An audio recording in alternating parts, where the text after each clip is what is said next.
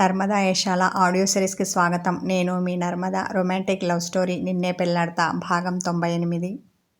పూనం నిఖిల్కి దగ్గర కావడానికి తన వంతు ప్రయత్నం చేస్తూనే ఉంది. కానీ అతడు ఆమెను దూరం పెడుతూనే ఉన్నాడు. ఇలా ఎంతకాలం అన్న నిస్పృహ పూనంలో మెల్లగా మొదలైంది. ఇలాంటి సమయంలో ఓ రోజు ఆమె ఊహించని సంఘటన జరిగింది.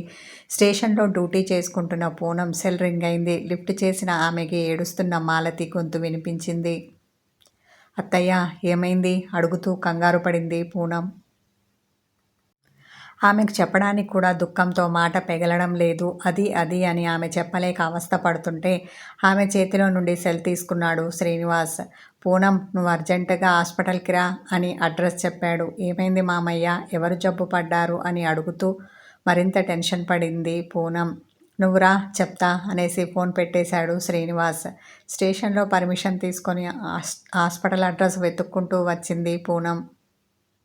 వెయిటింగ్ రూమ్లో ఏడుస్తూ కూర్చున్న మాలతి కనిపించింది. అత్తయ్య అంటూ పరుగున ఆమె చెంత చేరి ఏమైంది అత్తయ్య, మనసేదో కీడును శంకిస్తుంటే అడిగింది.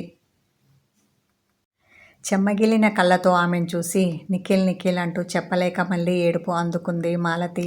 నిఖిల్ పేరు వినగానే పూనం గుండె ఆగినట్టు అయింది. ఆయనకేమైంది అత్తయ్య, ఏడుపు గొంతుతో అడిగింది.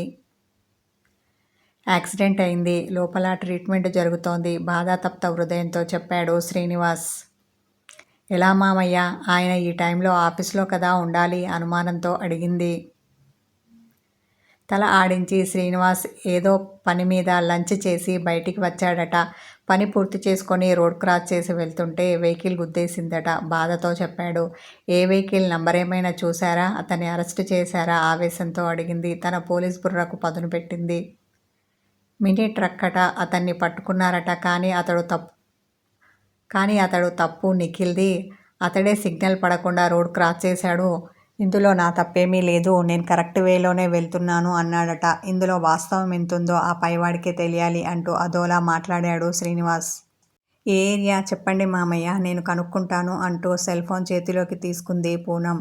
పంజాగుట్ట ఏరియాలో జరిగింది ఈ యాక్సిడెంట్ అంటూ లొకేషన్ చెప్పాడు శ్రీనివాస్. పూనం పక్కకు వెళ్ళి ఆ ఏరియా స్టేషన్కి కాల్ చేసింది. అక్కడ ఉన్న ఎస్ఐ కాల్ లిఫ్ట్ చేశాడు. తన గురించి తాను చెప్పుకునే యాక్సిడెంట్ వివరాలు అడిగింది. అతను ఏం చెప్పాడో కానీ ముఖం వేలాడేసుకొని వచ్చింది. ఏమైందమ్మా, ఏమైనా విషయాలు తెలిసాయా ఆత్రంగా అడిగింది మాలతి. ఆ డ్రైవర్ తప్పు ఉంటే వాడిని కోర్టుకి ఈడ్చి శిక్ష పడేలా చెయ్యాలి అన్నంత కోపం ఉంది ఆమెకి.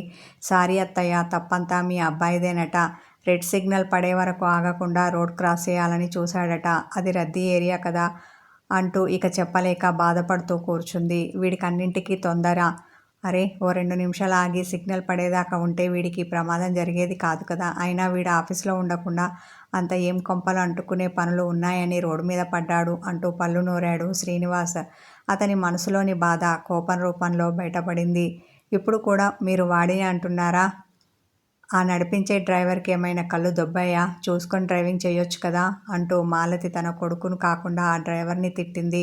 ఇంతలో విషయం తెలుసుకున్న శిఖర్ అక్కడికి వచ్చాడు. అతన్ని చూడగానే ఆత్మీయుని చూసినట్టు అనిపించింది పూనంకి. బావగారు అంటూ అతని ముందు చిన్నపిల్లలా ఏడ్చేసింది. వాడికి ఏమీ కాదు, నువ్వు బాధపడకు అని ఆమెకు ధైర్యం చెప్పిన అతడు నేను కనుక్కుంటాను అని నిఖిల్కి ట్రీట్మెంట్ జరుగుతున్న క్యాబిన్ వైపు వెళ్ళాడు. కాసేపటికి తిరిగి వచ్చాడు. వాడికి ఎలా ఉందటరా కన్నీటి నడుమ అడిగింది మాలతి. పిన్ని, నువ్వు బాధపడకు, వాడికేమీ కాలేదు, ప్రాణాపాయం లేదన్నారు. ఎడమకాలికి కుడి చేతికి చిన్న ఫ్రాక్చర్ అయిందట. ట్రీట్మెంట్ పూర్తయింది, కాసేపట్లో వార్డుకి షిఫ్ట్ చేస్తారట. అప్పుడు మనం వెళ్ళి చూడొచ్చు అన్న శిఖర్ రితీష్కి కాల్ చేయడం కోసం పక్కకు వెళ్ళాడు. అతడు అన్నట్టుగానే నిఖిల్ని రూమ్కి షిఫ్ట్ చేశామని నర్సు వచ్చి చెప్పింది. ముగ్గురు ఆత్రంగా అతని దగ్గరికి వెళ్ళారు. కాలుకి చెయ్యికి బ్యాండేజ్ వేసి ఉన్న అతడు మగతగా పడుకొని ఉన్నాడు. నిఖిల్ అంటూ అతన్ని పట్టుకొని ఏడ్చేసింది మాలతి. అతన్ని అలా చూసి తట్టుకోలేక నిలబడ్డ చోటనే ఏడుస్తోంది పూనం.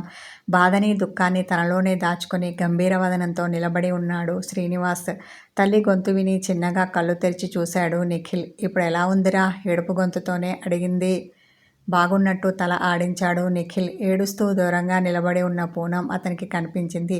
అంత బాధలోనూ ఆమెను చూసి ముఖం చిట్లించాడు. దాన్నెందుకు ఇక్కడికి తీసుకొని వచ్చారు? లోగొంతుతో తల్లిని అడిగాడు నిఖిల్. తను నీ భార్య రాకుండా ఎలా ఉంటుంది అన్న మాలతి చీర కొంగుతో కళ్ళు తుడుచుకుంది. భార్య ఆ పదం కూడా వినడానికి ఇష్టపడని వాడిలా ముఖం పక్కకు తిప్పుకున్నాడు నిఖిల్. పూనం మనసు చివుక్కుమంది. ఈ సమయంలో కూడా ఆమెను అతడు ద్వేషించడం ఆమె మనసుకి బాధను కలిగించింది. కుటిక వేసి ఆ బాధను దిగమింగింది. ఏమండి, ఏమైనా తాగుతారా? అతని దగ్గరికి వచ్చి అతని చేతిని తన చేతిలోకి తీసుకొని సున్నితంగా నిమురుతూ అడిగింది. అతడు చెయ్యి విసురుగా వెనక్కి తీసుకున్నాడు. అమ్మా, ఈమెనిక్కడి నుండి వెళ్ళమని చెప్పు అని విసుక్కున్నాడు.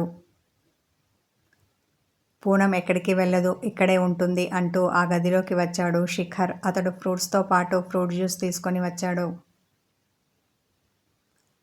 పూనం ఓ అరగంట తర్వాత ఈ జ్యూస్ తాగించమన్నారు డాక్టర్ గారు అంటూ జ్యూస్ గ్లాస్ ఇంకా ఫ్రూట్స్ ఉన్న క్యారీ బ్యాగ్ ఆమె చేతికి ఇచ్చాడు. ఇక్కడ కూడా నన్ను మనశ్శాంతిగా ఉండనివ్వరా? మెడిసిన్స్ ప్రభావంతో కళ్ళు మూతలు పడుతుంటే గొనికాడు నిఖిల్. పిన్ని, వాడు అలాగే అంటాడు, కానీ మీరు పదండి, మిమ్మల్ని ఇంటి దగ్గర డ్రాప్ చేసి నేను వెళ్తాను అన్నాడు శిఖర్. లేదురా, నేను ఇక్కడే ఉంటాను అంది మాలతి. పిన్ని, వాడిని పూనం చూసుకుంటుంది, మీరు పదండి, నేను చెప్తాను అన్న శిఖర్ ఆమెను బలవంతంగా గదిలో నుండి బయటకు తీసుకుని వచ్చాడు. వాడిలా బెడ్ మీద పడి ఉంటే ఎలారా నేను ఇంటికి వెళ్ళేది? వెళ్ళి మాత్రం నేను కుదురుగా ఉండగలనా? గద్గద స్వరంతో అంది మాలతి. పిన్ని, వాడికేమంతా పెద్ద దెబ్బలు తగల్లేదు, చిన్నవే, 2 రోజుల్లో ఇంటికి పంపిస్తారు. వాళ్ళిద్దరూ ఒకరికి ఒకరు దగ్గర కావాలి అంటే ఇదే సరైన సమయం. వాడు కసురుకున్నా విసుక్కున్నా పూనం మీద ఆధారపడక తప్పదు. దాంతో వాడి మనసు మారవచ్చు, ఆమెకు దగ్గర కావచ్చు. ఇప్పుడు నువ్వు ఇక్కడ ఉంటే ఇదంతా జరగదు. వాడు ఇక ఎప్పటికీ పూనంకి దగ్గర కాలేడు. వాళ్ళిద్దరూ అన్యోన్యంగా కాపురం చేసుకుంటుంటే చూడాలని నీకు మాత్రం లేదు? ఆమెను చూస్తూ అడిగాడు శిఖర్. అది కాదురా అని మాలతి ఏదో అనబోతుంటే, వాడు చెప్పింది నిజమే మాలతి, ఇక నువ్వేం మాట్లాడకు, పద మనం ఇంటికి వెళ్దాం. అమ్మాయి ఉంది కదా, తను చూసుకుంటుంది. కావాలంటే మళ్ళీ రేపు ఉదయం మనం వచ్చి వాడిని చూసుకుందాం, ఇప్పుడు మాత్రం వద్దు అన్న శ్రీనివాస్. శిఖర్, మమ్మల్ని ఇంటి దగ్గర దిగబెట్టు అంటూ అతని వెంట బయటికి నడిచాడు. ఇక ఆమె మాట్లాడలేకపోయింది. తన భర్తని అనుసరించింది మాలతి. శిఖర్ వాళ్ళని ఇంటి దగ్గర వదిలి తన ఇంటికి వచ్చేసరికి బాగా చీకటి పడింది. ఏంట్రా ఇంత ఆలస్యం చేశావు? అది తినకుండా నీకోసం కాచుకొని ఉంటుందని తెలుసు కదా. ఈ టైంలో అది సమయానికి భోజనం చేయడం ఎంత అవసరమో నీకు తెలుసు కదా అంటూ శిఖర్ని చిన్నగా మందలించింది జానకమ్మ. బామ్మ, నిఖిల్కి యాక్సిడెంట్ అయింది, వాడు హాస్పిటల్లో ఉన్నాడు, అక్కడికి వెళ్ళి వచ్చేసరికి ఆలస్యమైంది అన్న శిఖర్ ఫ్రెష్ అవ్వడానికి వెళ్తుంటే, ఇప్పుడు వాడికి ఎలా ఉందిరా కంగారు పడుతూ అడిగింది జానకమ్మ. పెద్ద దెబ్బలేమీ తగల్లేదు, బాగానే ఉన్నాడు. ఆమెను మరింత కంగారు పెట్టడం ఇష్టం లేక అన్నాడు శిఖర్. అయినా నాకు వాడిని చూడాలని ఉంది, రేపు నన్ను హాస్పిటల్కి తీసుకెళ్ళు అతడు వెళ్తుంటే వెనక నుండి అంది జానకమ్మ. అలాగే అంటూ గది లోపలికి అడుగుపెట్టాడు శిఖర్.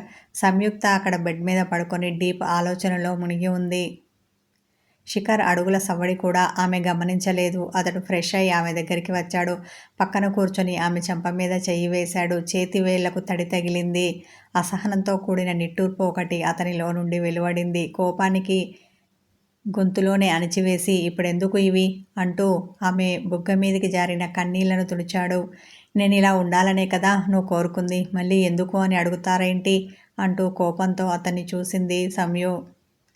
ఇప్పుడేమన్నా అంటే ఇంకా ఏడుస్తుంది అనుకున్న శిఖర్, పద భోంచేద్దాం అన్నాడు. నేను తినేశాను, నువ్వెళ్ళు అంటూ ముఖం పక్కకు తిప్పుకుంది. అబద్ధాలు చెప్పడం ఎప్పటి నుండి నేర్చుకున్నావు అన్న శిఖర్ మాట ఎంత వద్దనుకున్నా పదునుగా వచ్చింది. సంయు మాట్లాడలేదు. మర్యాదగా లేస్తావా, లేదంటే ఎత్తుకొని తీసుకెళ్ళమంటావా సీరియస్గా అన్నాడు శిఖర్. ఇక మారవా నువ్వు అంటూ లేచి కూర్చుంది సంయుక్త.